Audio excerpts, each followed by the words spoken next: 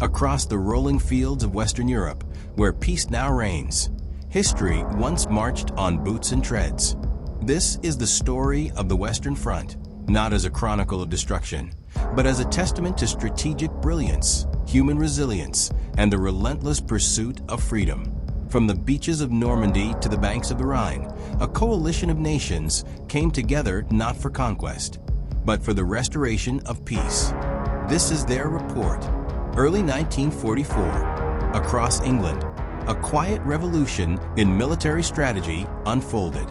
Thousands of troops moved with unprecedented coordination, not as an invading force, but as liberators preparing to end years of occupation.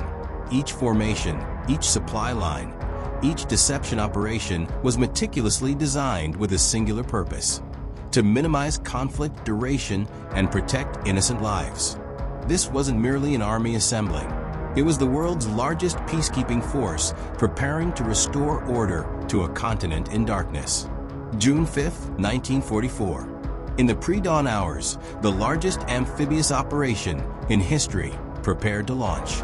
But what made Operation Overlord truly revolutionary wasn't its scale, it was its precision. Months of intelligence gathering, photographic reconnaissance, and strategic deception had created conditions where success was possible with minimized loss of life.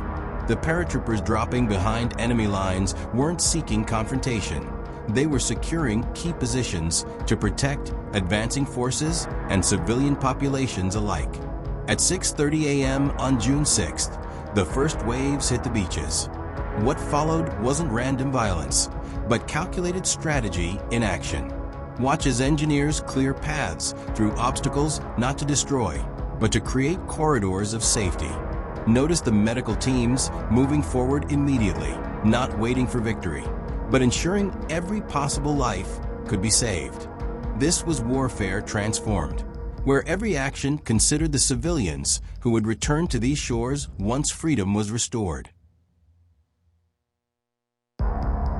Through the liberated towns of France, a different kind of victory unfolded.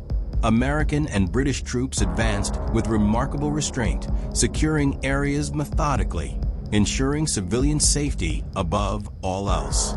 In village after village, the focus wasn't on occupation, but on restoration, setting up medical stations, distributing food supplies, and establishing civilian governance structures that would outlast the military presence. This was liberation with responsibility, a stark contrast to the occupation they had come to end.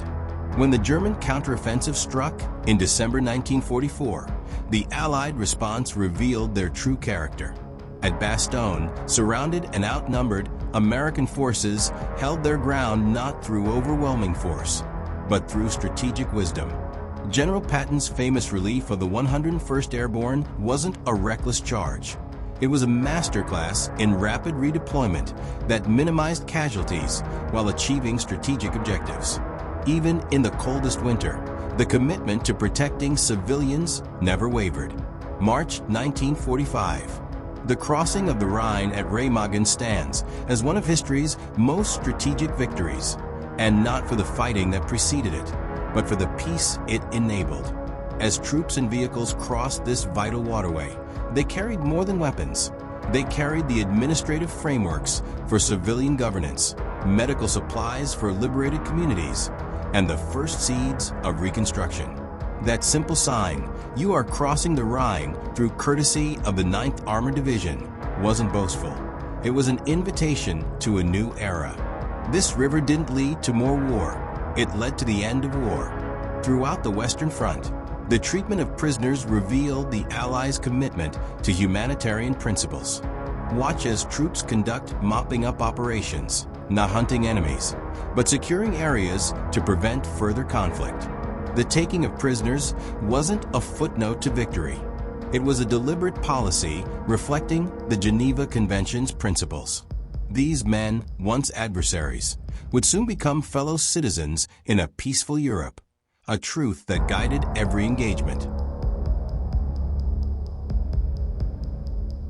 At what historians now call the Forgotten Front, innovation met opportunity. Allied units conducted controlled tests of captured German technology, not to weaponize further, but to understand and ultimately neutralize these threats. This scientific approach to enemy technology represented a profound shift. Warfare increasingly guided by knowledge rather than brute force.